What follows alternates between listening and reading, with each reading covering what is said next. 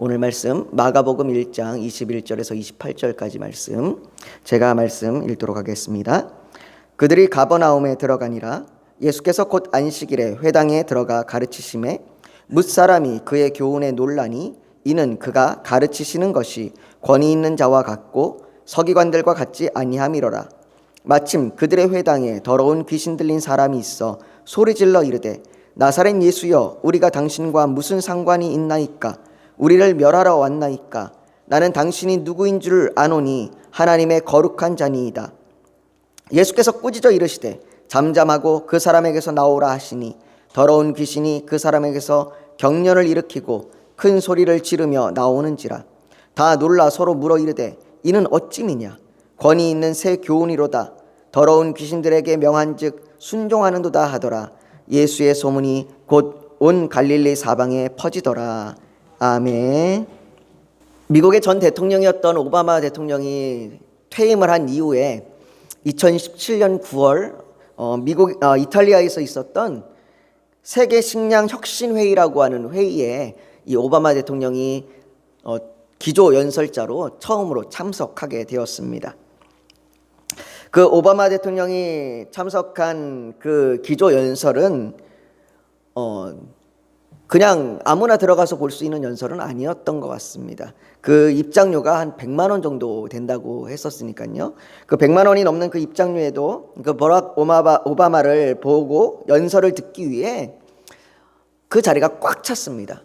아마 지금 같으면 뭐 그런 꽉 차는 자리가 없겠지만 그때만 해도 코로나 전이었기 때문에 그 자리가 꽉 차서 그 연설을 듣고자 했습니다. 정보가 중요시되는 현대 사회의 특성 때문인지 오늘날에는 이 정보에 관련된 프로그램들이 상당히 많습니다. TV에서도 여러 가지 강연 프로그램들이 증가되었는데요. 대표적인 것이 뭐 말하는 대로, 강연 100도시, 뭐 어쩌다 어른, 세바시, 면견만리, 뭐 EBS 인문학, 뭐 이런 다양한 그러한 강연에 관련된 방송들이 쏟아져 나오고 있습니다. 뿐만 아니라 유튜브에도 여러분들이 보면 수많은 그 유튜브의 강연자들 또 연설자들이 등장합니다. 코로나 이후에 이것은 더욱더 증가돼서 지금은 뭐 전국에 있는 모든 교회의 설교들이 쏟아져 나올 정도로 또 많은 설교뿐만 아니라 많은 그런 연설이나 정보들이 유튜브를 통해서 쏟아져 나오고 있습니다. 그 유튜브 영상 중에서 유명한 영상이 테드라는 영상이 있습니다. 그 테드라는 영상은 길지 않은 아주 짧은 18분 정도에 되는 강연인데요. 그 18분 정도의 그 짧은 강연이 2200건 이상이 유튜브에 올라와 있습니다. 테드에서만 올린 그 강연이 2200건 정도가 됩니다. 그리고 1500만 명이 1억 번 이상 그 강연을 보았다라고 합니다. 그러니까 전 세계 수많은 사람들이 그 강연과 그 연설을 보고 또 반복해서 보고 있습니다. 이러한 강연이 증가하는 것은 단순히 강연자가 말을 잘해서 또는 말을 재미있게 해서가 아니라 그 강연자가 가진 이야기의 영향력 때문입니다. 말의 힘은 정도는 말하는 자가 누군가에 따라서 그 말의 영향력이 어디까지인가와 관련해서 생각해 볼 수가 있습니다. 부모의 말은 자녀에게 영향을 주고, 그리고 또 교사의 말은 제자들에게 영향을 주고, 왕의 말은 그 백성들에게 영향력을 미칩니다. 그렇다면 우리가 믿는 그리스도인으로서 우리가 주님의 말씀을 듣고 우리가 주님의 말씀을 따라서 우리가 움직인다고 말을 합니다. 우리가 주일날 이렇게 말씀을 듣는 것도 당연히 목사님이 어떠한 말을 잘해서가 아니라 그 목사님이 전하는 말이 주님의 말씀이라고 믿기 때문에 그렇습니다. 그렇다면 우리는 주님의 말씀이 우리의 삶 가운데 얼만큼의 영향력을 미치고 있습니까? 주님의 말씀이 우리에게 영향력을 주는 것이 어디까지입니까? 우리가 그 영향력 안에 우리가 거하고 있습니까? 주님의 말씀이 우리의 가정에 영향력을 주고 있고 주님의 말씀이 우리의 직장과 내가 있는 사회에 영향력을 주고 있습니까? 예수님은 갈릴리 해변에서 베드로, 안드레, 야고보, 요한 이 네 사람에게 사람을 낚는 업으로 부르셨습니다. 그리고 그들을 부르신 이후에 그들과 함께 가버나움으로 들어가셨습니다. 오늘 본문의 말씀이 그렇게 시작되죠. 그들이 가버나움에 들어가니라는 말씀으로. 마태복음에는 이 동일한 본문이 예수님이 이곳에 거주하고 계셨다고 말씀합니다. 예수님이 가버나움에 거주하고 계셨습니다. 가버나움은 예수님 사역의 중요한 위치를 차지하는 곳이고, 예수님이 가버나움에 거주하신 것은 구약에서의 그 말씀의 약속을 성취하기 위함이기도 합니다. 그것이 마태복음 4장 13절에서부터 16절까지 나와 있습니다.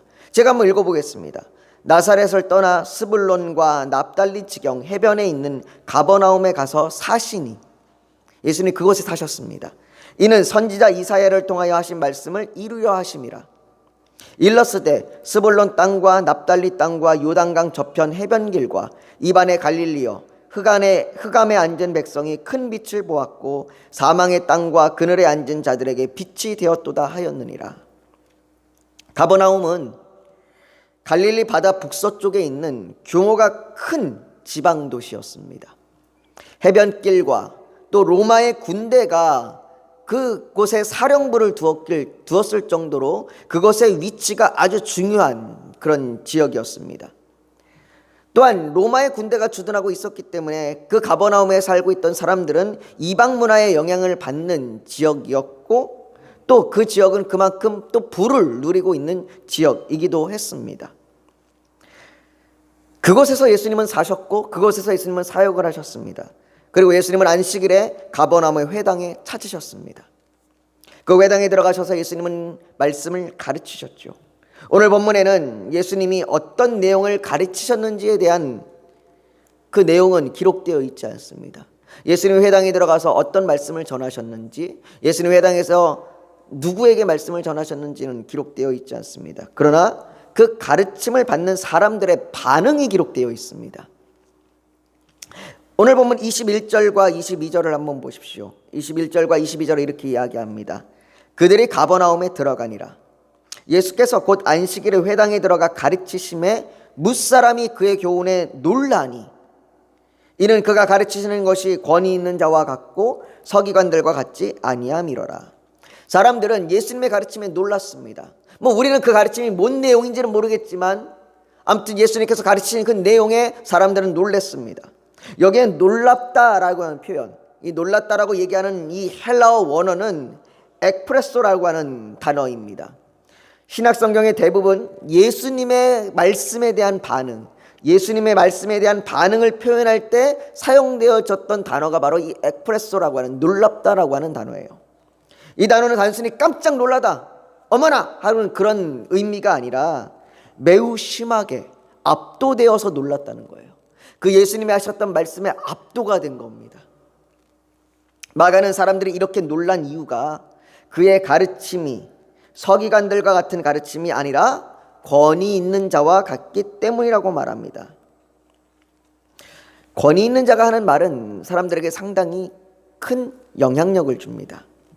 사람들이 건강에 관해서 관심이 깊어지면서 몸에 이상이 있으면 인터넷으로 검색을 요즘 많이 합니다.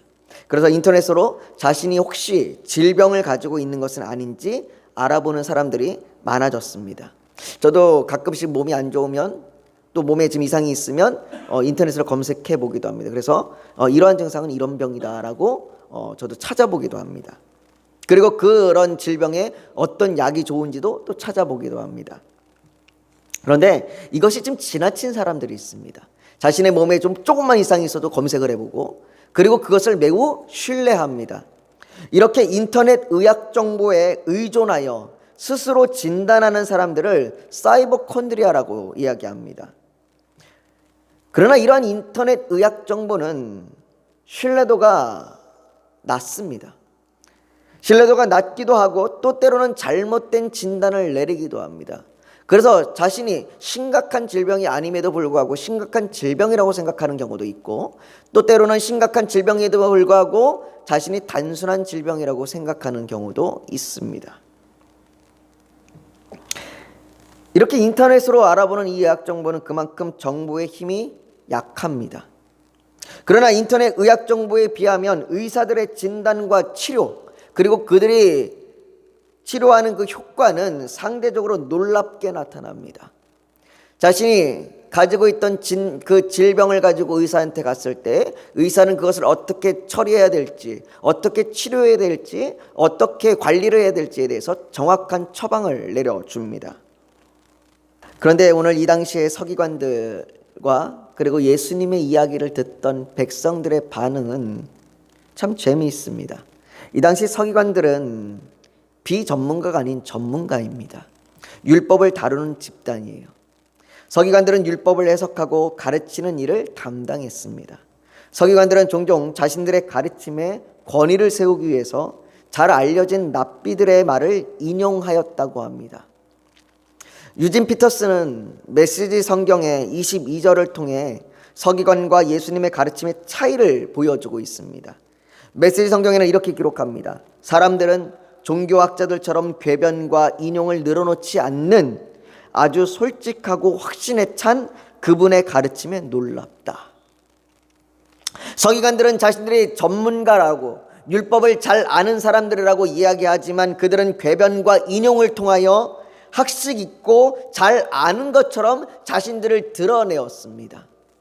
자신들이 가진 전문 지식을 통하여 그러한 능력을 통하여 이들은 자신들의 그 높임을 나타내는 사람들이었습니다.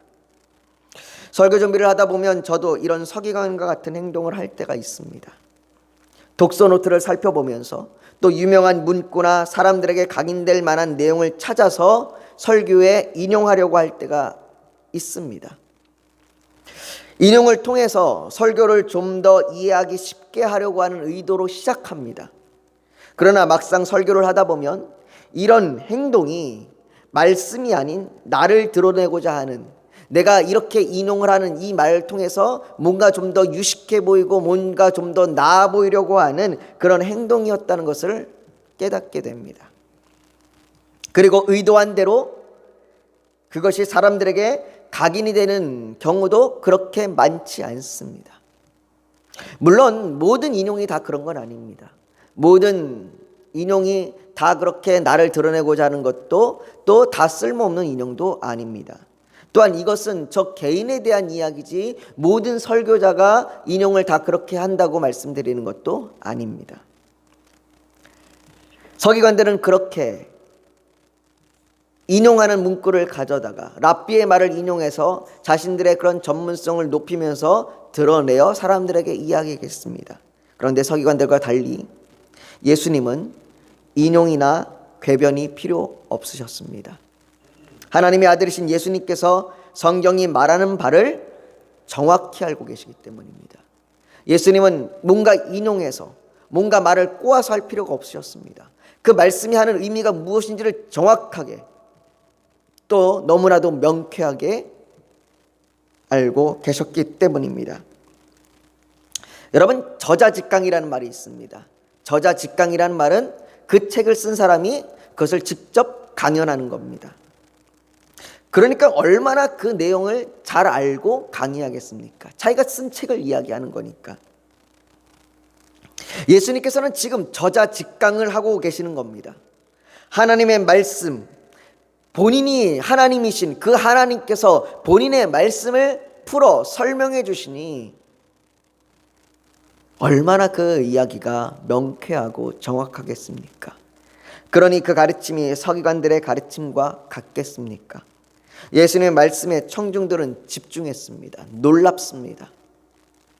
예수님의 말에는 힘이 있고 놀라움이 있었기 때문에 그들은 놀랍다라고 이야기하는 겁니다. 예수님의 권위 있는 말의 능력은 단지 말로 끝나지 않습니다. 그 말의 능력은 다음 구절에 실제적으로 나타납니다. 23절부터 26절까지 한번 보십시오. 23절부터 26절까지 한번 제가 읽어보겠습니다. 마침 그들의 회당에 더러운 귀신 들린 사람이 있어. 오늘 본문 시작을 잘 보십시오. 마침입니다. 마침. 타이밍이 절묘합니다. 아, 예수님의 말씀에 권위가 있구나라고 얘기하는 그 순간 회당에 더러운 귀신 들린 사람이 있어 소리 질러 이르되 나사렛 예수여, 우리가 당신과 무슨 상관이 있나이까? 우리를 멸하러 왔나이까? 나는 당신이 누구인지를 아노니 하나님의 거룩한 자니이다. 예수께서 꾸짖어 이르시되 잠잠하고 그 사람에게서 나오라 하시니 더러운 귀신이 그 사람에게서 격렬을 일으키고 큰 소리를 지르며 나오는지라. 예수님의 가르침에 청중들이 집중하며 놀라고 있을 때 한 사람은 떨고 있었습니다. 정확히 말하면 귀신은 떨고 있었습니다. 갑자기 끼어든 그 소리 지르는 귀신의 소리가 회당 천정을 때리며 울려 퍼집니다. 우리와 상관하지 마십시오. 난 당신이 누구인지 압니다. 당신은 거룩한 자이십니다. 당신이 무슨 일을 하려는지 압니다. 지금 우리를 멸하려 하시는 겁니까? 귀신이 이렇게 말했다고 해서 이것이 귀신의 믿음의 고백이라고 생각하지 마십시오.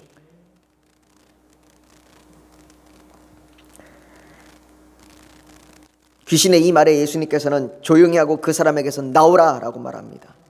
그리고 귀신이 소리 지르며 나옵니다. 27절에 사람들의 또 다른 반응이 나옵니다. 이번에 사람들이 이렇게 반응합니다. 다 놀라 서로 물어 이르되 이는 어찌미냐? 권위 있는 새 교훈이로다. 더러운 귀신들에게 명한 즉 순종하는도다 하더라.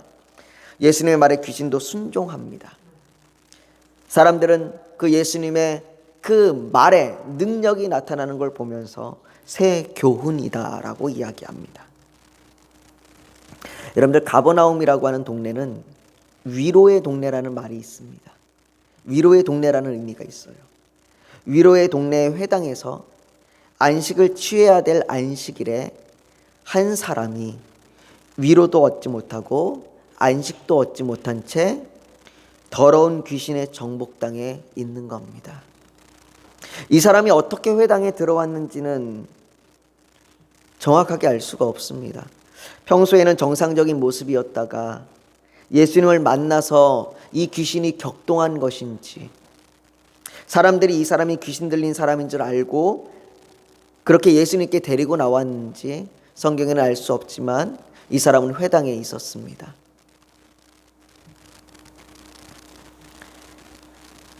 하지만 회당에 앉아 있었던, 이 예배의 장소에 앉아 있었던 이 사람은 위로도 안식도 없고 악한 영의 지배를 받고 있는 그런 상태였습니다. 지금 예배 장소에 앉아 있는 우리는 어떻습니까? 우리는 예배 장소에 앉아 있지만 우리는 하나님의 영향력 아래에 있는 것보다 혹시 세상의 영향력 아래, 사단의 영향력 아래에 있는 것은 아닙니까? 성경은 이런 상태에 있는 자들에게 놀라운 소식을 알려줍니다. 이사야 61장 1절인데요. 61장 1절에 하나님께서 놀라운 말씀을 하십니다. 예수님은 이 말씀을 나사렛에 있는 회당에서도 한번 하셨습니다. 한번 들어보십시오. 주 여호와의 영이 내게 내리셨으니 이는 여호와께서 내게 기름을 부으사 가난한 자에게 아름다운 소식을 전하게 하려 하심이라. 나를 보내사 마음이 상한 자를 고치고 포로된 자에게 자유를, 갇힌 자에게 노임을 선포하며. 위로의 마을에 있지만, 위로의 동네인 가버나움에 있지만, 안식일에 있지만 위로함도 없고 안식도 없는 이 악한 영에 포로된 자에게 예수님은 위로함, 안식, 자유함을 주십니다. 우리는 어떻습니까? 하나님의 주권과 다스림이 있는 하나님 나라가 이 땅 가운데 임하였지만, 예배 장소에 모여서 찬양하고 예배하고 있지만, 매주 말씀을 듣고 있지만, 다른 사람들은 말씀에 경외함으로 심장이 두근두근대고 상체는 앞으로 향하여 어느덧 의자 끝자락에 앉아서 그 말씀의 놀라움의 믿음으로 아멘 아멘 하며 화답하고 있는데, 나는 더러운 귀신 들린 자처럼 하나님과 상관이 없다고 그렇게 외치고 있지는 않습니까? 그래서 위로함도 안식도 자유함도 없이 예배 장소에 머물러 있는 것은 아닙니까? 제가 너무 심하고 너무 격하게 표현했나요? 그 정도는 아닌데 목사님 너무 심하게 표현하는 거 아닌가요? 예수 그리스도의 말이 능력으로 더러운 귀신에게 나타날 때에 귀신도 순종했습니다. 마태복음 12장 28절은 내가 하나님의 성령을 힘입어 귀신을 쫓아내는 것이면 하나님의 나라가 이미 너희에게 임하였느니라 라고 말씀하십니다. 이 예수 그리스도의 말씀의 능력은 가버나움 속에만 머무는 사건이 아닙니다. 마가는 오늘 본문을 시작하면서 21절에 가버나움에 들어가니라 라고 그렇게 기록합니다. 근데 성경을 원어로 보면 참 재밌는 게요, 이 들어가니라고 하는 이 단어가 현재 시제로 쓰여 있습니다. 현재 시제로 쓰여 있다는 얘기는 지금도 진행 중이라는 이야기예요. 예수님께서 가버나움에 들어가시니라는 것은 지금도 예수님께서 가버나움에 들어가고 계시고 있다는 얘기예요.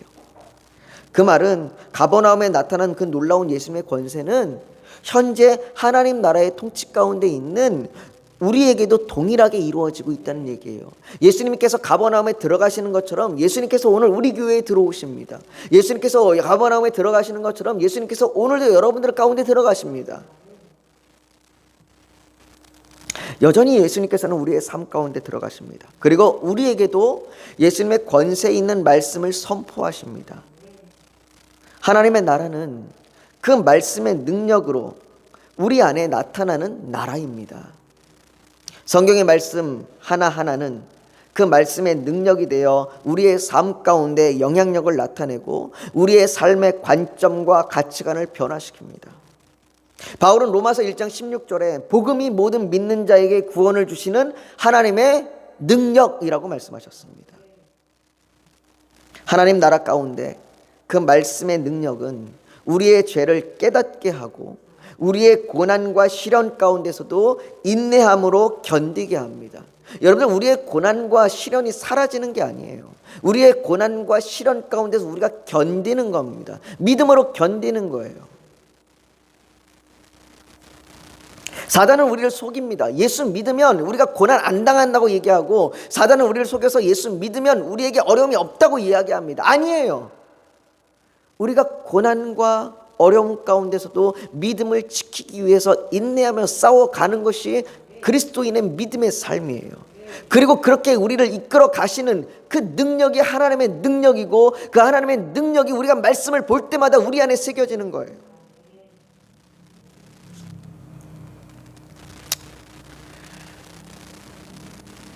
하나님 나라 가운데, 그래서 그 말씀의 능력은 우리를 사단의 세력으로부터 능히 이기게 하십니다. 로마서 8장 31절에 보면 이렇게 이야기합니다. 그런즉 이 일에 대하여 우리가 무슨 말하리요? 만일 하나님이 우리를 위하시면 누가 우리를 대적하리요? 감히 사단이 우리에게 대적하지 못합니다. 하나님의 말씀이 우리에게 능력이 되어 나타날 때에 사단이 감히 우리를 대적하지 못합니다. 그럼에도 여전히 더러운 귀신 들린 자와 같습니까? 하나님의 다스림과 통치 가운데 있지만 여전히 세상의 것들로 인하여 위로함도 안식도 자유함도 얻지 못하고 있는 것은 아닙니까? 우리를 그렇게 우는 사자와 같이 다니면서 우리를 물고 안 놓아줄 것 같은 그 사단의 세력 앞에 우리가 굴복하고 있는 것은 아닙니까? 이럴 때 예수님은 우리에게 말씀하십니다. 잠잠하고 그 사람에게서 나오라. 주님은 마귀의 일을 멸하십니다. 그리고 그 어떤 것도 우리를 예수 그리스도의 사랑에서 끊을 수 없습니다. 사랑하는 성도 여러분, 주님의 말씀이 하나님의 나라의 모든 백성에게 능력으로 임함을 믿습니다. 주님의 말씀에 어둠의 권세도 순종함을 믿습니다. 우리가 주의 말씀을 볼 때마다 그 말씀이 우리에게 능력이 됨을 믿습니다. 우리가 주일날 말씀을 들을 때마다 그 말씀이 우리에게 능력이 됨을 믿습니다. 히브리서 4장 12절의 말씀처럼 하나님의 말씀은 살아있고 활력이 있어 좌우에 날쌘 어떤 검보다도 예리하여 홍과 연과 관절과 골수를 찔러 쪼개기까지 하며 그 또 마음의 생각과 뜻을 판단할 것입니다. 하나님의 말씀은 우리에게 위로함을 줄 것입니다. 하나님의 말씀은 우리에게 안식을 줄 것입니다. 하나님의 말씀은 우리에게 자유함을 줄 것입니다.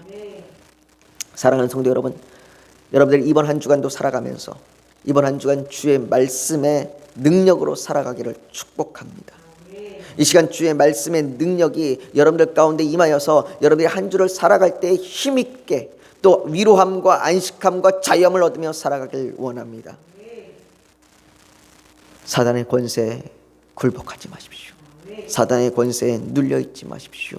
혹 내가 지금 그렇게 눌려있고 주의 말씀이 내 귀에 들리지 않을 것 같은 그 순간이라면 주님 앞에 구하십시오. 하나님, 내게도 말씀해달라고, 잠잠하고 그곳에서 나오라라고, 내게도 말씀해달라고 그렇게 기도하며 여러분들 간구하며 이번 한 주도 힘있게 살아가기를 예수님의 이름으로 간절히 축복합니다. 우리 시간 오늘 말씀을 묵상하며 같이 좀 기도했으면 좋겠습니다. 여러분들의 삶 가운데 하나님의 그 능력이 임하기를 소망합니다. 여러분들의 삶 가운데 하나님의 말씀의 능력이 임하기를 소망합니다. 예수님이 가버나움에 들어가셨던 것처럼 오늘 우리의 삶 가운데도 들어오실 것입니다. 그래서 우리가 주님 앞에 말씀하십시오. 예수님, 내 삶 가운데 들어오셔서 내가 무기력하고 내가 눌려있고 내가 귀신 들린 자처럼 위로함도 안식함도 자유함도 없다면 하나님, 내게도 말씀해 주십시오. 잠잠하고 그 사람에게서 나오라. 그 주의 말씀의 능력으로 나를 인도해 달라고 우리 시간 그렇게 주님 앞에 기도하며 나아가기를 소망합니다. 여러분, 잠시 고개 숙여 더 묵상하기를 원합니다. 오늘 하나님 앞에, 하나님, 내가 주의 말씀의 능력 앞에 내가 굴복하고 그 놀라운 권위 앞에, 그 능력 앞에 내가 무릎 꿇길 원합니다.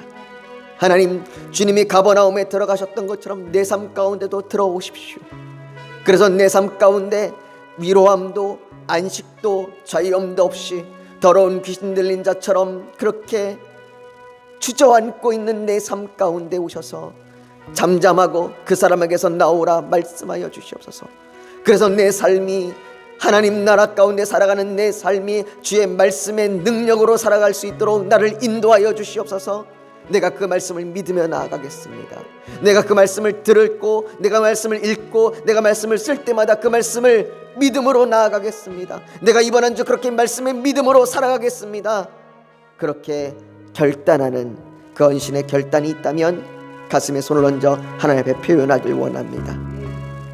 또 오늘 예배를 드리러 나오면서 기도의 제목 소원이 있어서 주님께 맡기기를 원하신다면 손을 포개에 얹기를 원합니다. 육신이 연약하면 연약한 곳에 믿음으로 손을 얹기를 원합니다. 오늘 하나님께서 성령으로 우리 사이를 운행하시며 우리를 만지시고 치료하여 주실 줄 믿습니다. 거룩하신 아버지 하나님, 우리를 인도하여 주시옵소서. 하나님, 우리의 삶 가운데 아버지 하나님 말씀의 능력으로 나타나여 주시옵소서. 말씀의 능력으로 우리를 붙들어 주셔서 우리의 삶 가운데 하나님의 나라가 이루어지며 그 하나님의 나라의 백성답게 그 뜻대로 살아갈 수 있도록 하여 주시옵소서. 우리가 눌려 있습니까? 우리가 억눌려 있습니까? 사단의 권세 가운데 우리가 눌려 있습니까? 잠잠하고 그 속에서 나오라 말씀하시는 그 주님의 말씀의 능력에 따라 아버지 하나님 사단이 떠나가게 하시고 우리가 주의 말씀의 능력으로 힘있게 살아가게 하여 주시옵소서. 하나님, 우리가 한 주 동안 그렇게 살아가겠습니다. 그렇게 믿음으로 살아가겠습니다. 말씀을 묵상하며 살아가겠습니다. 그렇게 결단하여 손을 얹어 싸우니 아버지 하나님 그 결단 가운데 함께하여 주시옵소서. 또한 아버지 하나님 앞에 나오면서 기도의 제목 소원이 있어서 가슴에 손을 포개 얹었습니다. 아버지 하나님, 우리의 기도에 응답하시고 들어주시옵소서. 하나님, 육신이 연약한 곳이 있습니다. 성령님이 치료하시고 만지시고 회복시켜 주셔서 정말로 여호와 하나님의 그 은혜 가운데 살아갈 수 있도록 우리를 인도하여 주시옵소서. 주께서 우리를 그렇게 붙드시기를 간절히 소망하며 예수님의 이름으로 기도하옵나이다. 아멘.